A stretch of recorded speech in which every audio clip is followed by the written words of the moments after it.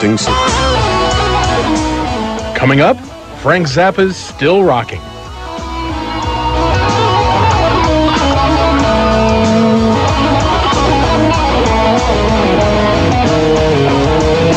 Next guest is at our studios in New York. He's written his own chapter in the history of American rock music. He is Frank Zappa. The famed Frank Zappa has just written a new book, The Real Frank Zappa, written with my friend Peter Occhiogrosso, who wrote my book with me. There you see Frank's book, The Real Frank Zappa. It is published by Poseidon. It's an autobiography, but really not. It's more of an entertainment as Frank waxes poetic on many things in a wide range of subjects. What do we mean by the title? Is there a fake Frank Zappa? Well, the title of the book is The Real Frank Zappa Book. There are a number of, I would say, rather stupid exploitation-type books that have been written about me by other people. This is The Real Frank Zappa Book. Yes, because I wrote it. It's the only one that's out that I wrote. Okay, Frank, is it a history? Do you tell us about birth? Do you give us highlight points of life, school events, etc.? Well, it's got, a certain amount of nostalgic stuff that was a prerequisite for doing the book, but the agreement that I had with the publisher was, excuse me, that I would be able to, instead of just doing an ordinary autobiography type thing, put some portions of the book to be essays about topics that interested me. So it's about 50-50. Do you think the kind of person you are, a very opinionated person, does that come into your writing? Yes. Someone with a good ear would know that this is an angry man? No, I think that most people, their response to the book, find it to be very funny. Funny? Yes. Do you think you're funny? Well, I think I can be funny. Because your image is one more of a person who's pounding his fist saying that's wrong. Well, in today's world of situational ethics, if you pound your fist and say it's wrong, that could be funny. Okay, let's discuss some of the things. One, the new issue of Billboard magazine says that the United States Congress has been privately advised as long as 2 years ago by its legal counsel that it has the constitutional right to regulate explicit sound recording lyrics and to restrict minors' access to them. Want to comment? I think it's unfortunate. That's your only comment? Yeah, that's my only comment. It's unfortunate. Unfortunate that the legal counsel feels that way? Unfortunate that people are making such a big deal about lyrics on records. Well, elaborate for me. You think that's not a big deal? We should not be concerned about we should not be concerned about it. I say this. If lyrics on records could produce the kinds of negative results that certain people claim they produce, then take this example. Most of the records which are broadcast on the radio are songs about love. 99% is about love. And all we hear on the radio is love. So if the lyrics were impressing our society, what will we have here? Disneyland, but we don't. So therefore the lyrics aren't working. I don't think that the argument that if you hear a lyric, you're going to act out the lyric holds much water. Is that still an issue? I mean, we haven't heard from Tipper Gore much. Is that still an issue? Do you expect that to come before Congress again? In this country, anything is possible. Don't you feel better about this administration than the prior one? Well, I tried to give it the benefit of the doubt. I didn't vote for George Bush, but I would say that to be fair, you got to let him develop and see what he's going to do. I'm waiting for some positive results from this administration, but basically what I see is indecision, a mugwump syndrome where you're sitting on the fence and trying not to really do anything, because along with a deed comes the responsibility for the deed. Okay, you're angry about televangelists too, are you not? Well, I don't like them very much, no. All right, but you would not deny their right to purchase the time? Well, I think that they have the right to purchase the time. What I do object to is the fact that when a man purchases time on a television channel, and he's paying very good money for this time, especially on some of the independent channels, in some cases an extremely high rate for this time, it gives him a certain amount of leverage to control the rest of the content on the channel. In other words, if I went to a broadcaster and said, I want to do a show on your channel, and Jimmy Swaggart, for example, was another person buying time on the channel, and he was paying a large amount of money for this time, he could, in effect, say, I don't want to be on the same channel with this type of entertainment or that type of entertainment, or I'm taking my show, which pays you a lot of money, Mr. License Holder, to another channel. And so it gives him leverage to control the content of the rest of what's on the air. Yeah. Economic threat. That's right. Okay. Some other things. We'll take your calls, by the way. If you want to talk to Frank Zappa, the real Frank Zappa book is out from Poseidon at 202-898-7600. You named your kids Moon Unit, Dweezil, Amit Rodin, and Diva. Amit Amuka Rodin. Amika Rodin. Amuka. Yeah. E-M-U-U-K-H-A. Okay. Why not Charles, Billy, Willie, and Sarah? I didn't feel like it. Why do you not listen to the radio?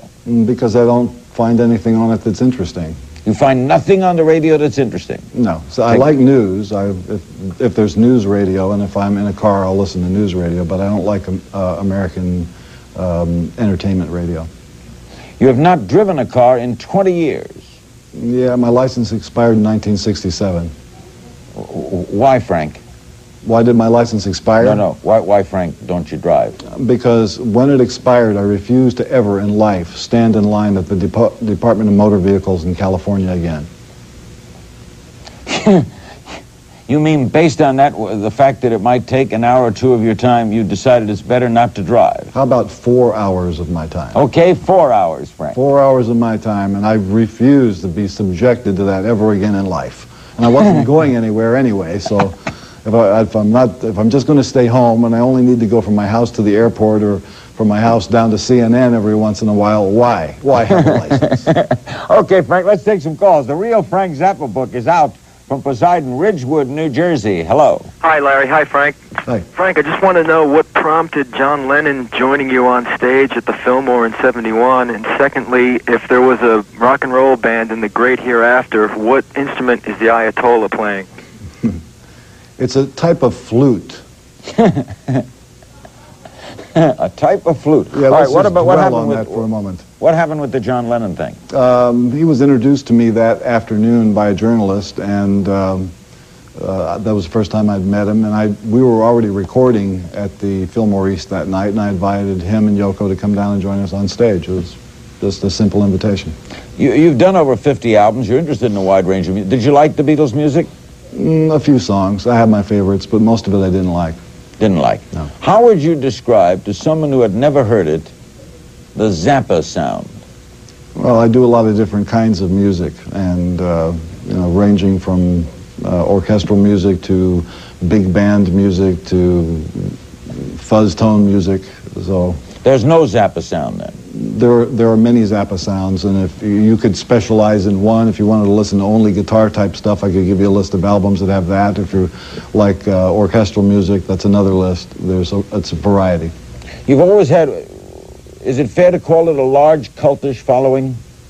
I would say that there has been a cultish following. Whether or not it's large, I can't prove.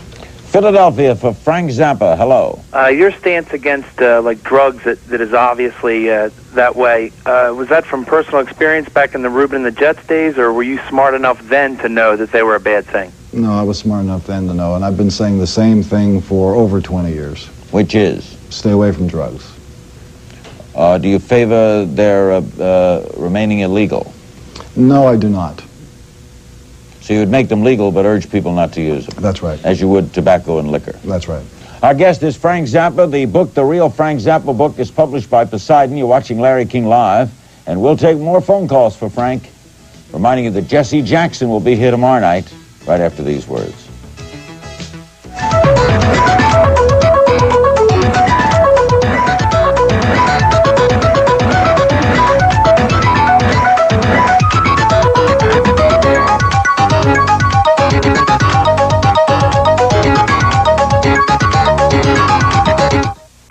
Book, the publisher Poseidon, and we go to Lakeland, Minnesota. Hello. Frank, you were recently quoted as saying something to the effect that because nothing was interesting in music anymore, you were going into the international trading business. If nothing's interesting in music anymore, Frank, why don't you make it more interesting? I wish I could, but unfortunately I don't have access to the media. What do you mean? Because in order to make music more interesting, you have to have your musical product placed in the marketplace where music is consumed. That means radio and musical video shows that play that sort of thing. And I think that basically this is a medium in which one must pay to enter. So in other words, the fact that you have what you perceive as pure talent doesn't mean that you get an audience. No, you won't get an audience unless you are cooperating with a system which I think is... corrupt? That would be a nice way to say it. Okay. We go to Cleveland, Ohio with Frank Zappa. Hello. Hi, Larry. Hi, Frank. Hi. First of all, I just want to make a comment before my question, and that is to say that, Frank, I really find your music innovative and eclectic, and I've, in my own, have compared you to Todd Rundgren and also David Byrne of Talking Heads. My question to you, though, is with all the reunions that are going on with bands, such as Yes and the comebacks of other groups from the 60s, 70s that are doing things now, what is your opinion on people that are doing that? Do you think it's for the money or for the love of music? Can't say. I've never seen any of the reunion performances. I haven't heard any of the reunion records, so it'd be wrong to prejudge it. Okay, we go to Long Island, New York with Frank Zappa. Hello. Yes, hi, Frank. Hi. Frank, your music in the early 70s was considered outrageous. In fact, the lyrics were, in my opinion, incoherent and unacceptable to the times. I'd like to know how you developed your lyrics.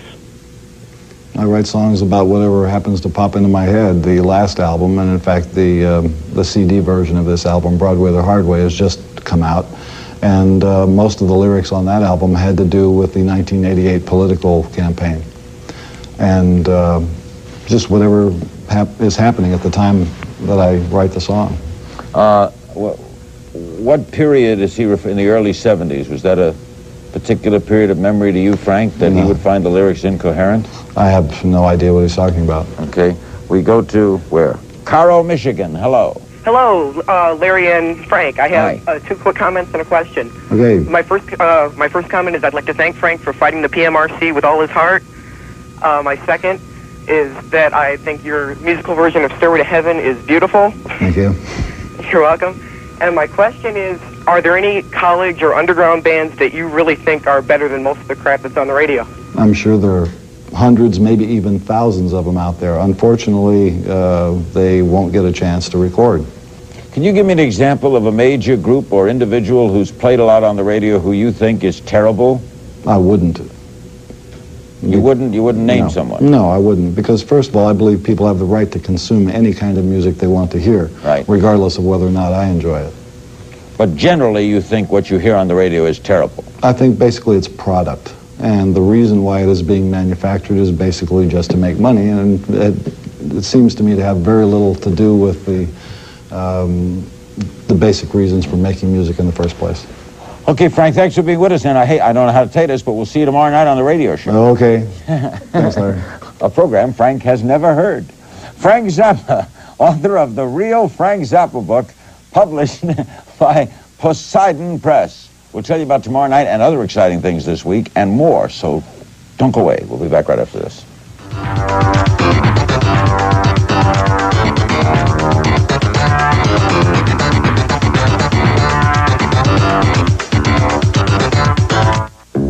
At the top of the... Thanks, guys. We'll be with you in an hour. The Larry King Show on Mutual Radio, a major discussion on the situation in China. And back tomorrow night here with William Shatner, who directs the latest Star Trek effort, and Reverend Jesse Jackson, who is always making news. Both tomorrow night. Thanks for joining us. Good night.